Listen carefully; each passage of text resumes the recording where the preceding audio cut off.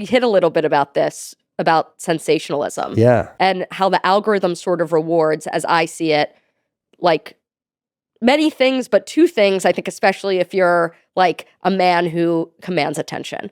One is sensationalism. I got my assistant a Tesla. I, paid these bums to fight. It's sort of like carnival stuff at a certain point. I bought an elephant. I filled a pool of shaving cream, and that's kind of your like clickbait world. But if you deliver on it, I think it's like can be totally legit because people are choosing to watch it. And the other thing that I think it rewards is extremism.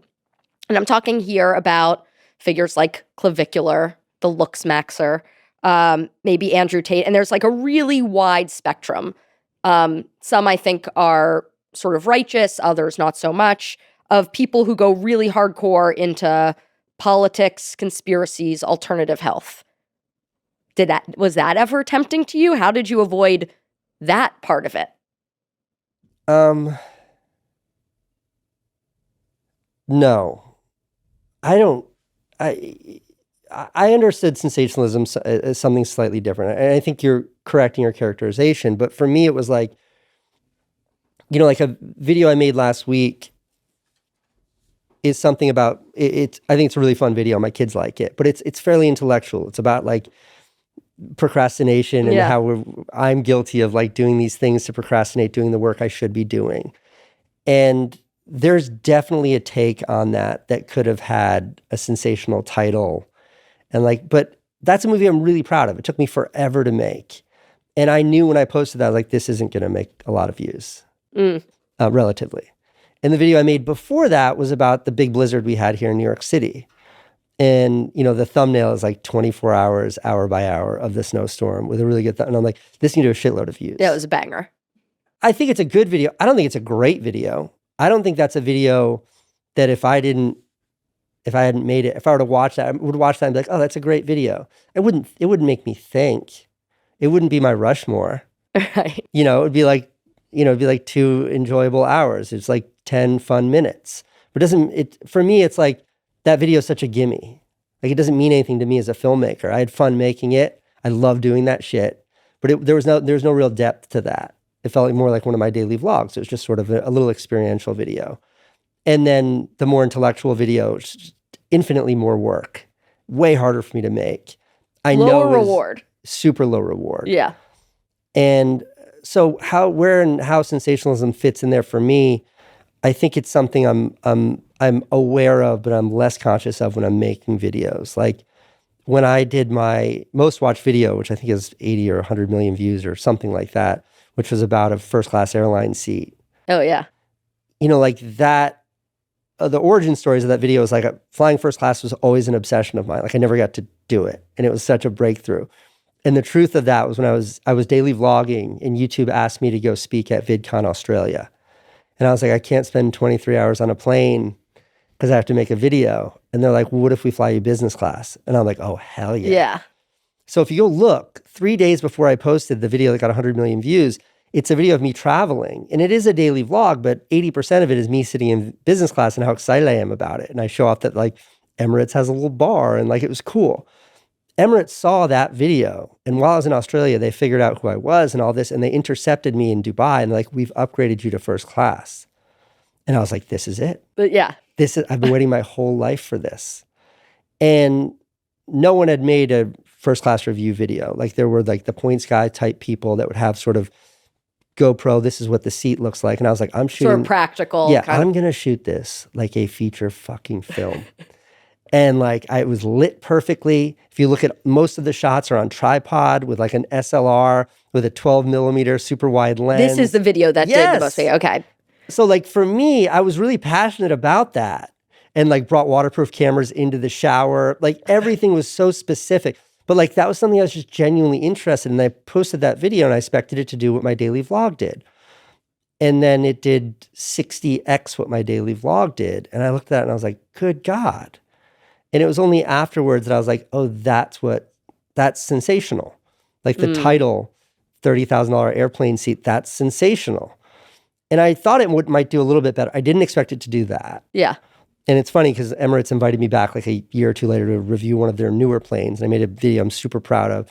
But I called Mr. Beast and I was like, hey, how do I beastify the title and the thumbnail. And he's like, just let me do it. Yeah. And his team did the title. He's the thumbnail team. And the thumbnail. And it was like literally applying his sensational veneer over a video without changing the video in any capacity. So in any event, that's my very myopic, very narrow, very vanilla take on sensational for me. What I see more often among my peers are this really intrinsic, unbreakable connection between the more sensational the subject matter, the greater the views. Right. And that leads to sort of an inevitable kind of destruction. And I think when you look at creators that were really, really popular, that had a falling, that were canceled, that did something really fucked up, that something bad happened, that someone was hurt, it's invariably in pursuit of that sensationalism. And I think now that's manifested into what we see with like some of these male influencers. You know, like there's a guy named Vitaly who just spent 8 months in jail in the Philippines because he was doing something sensational over there. And they were like, no. And they arrested him and locked him up for almost a year.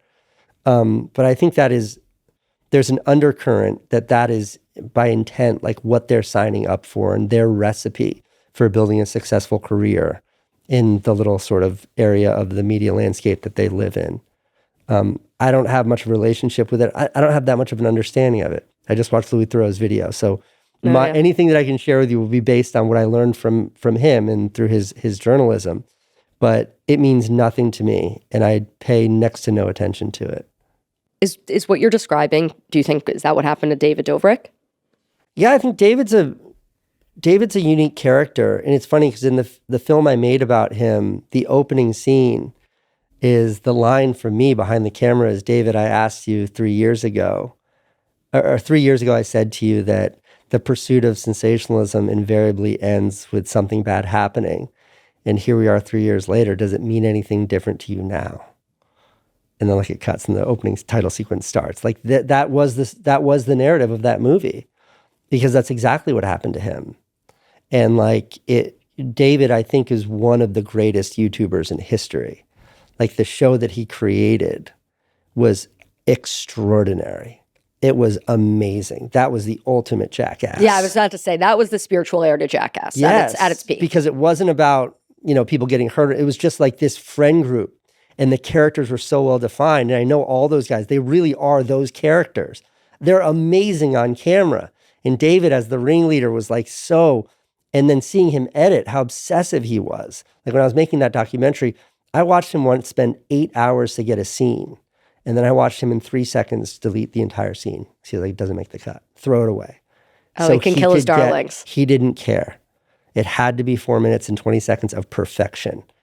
And like the lengths he would go through to get that. But then like, again, after years and years of pursuing that and pursuing ideas, something horrific happened. And there were multiple victims there. And it's, I think it's tragic. It's tragic for the victims. It's sad for that his career was torpedoed because of that. But I think that, you were asking me earlier about YouTube fame and what that means. Like David went from a high school kid in Chicago to being like, at that time, I think he was probably the most popular YouTuber on planet Earth. Yeah. Inside of like 3 years. And so when I said it's interesting, when I see peers of mine go through that experience, I think of him.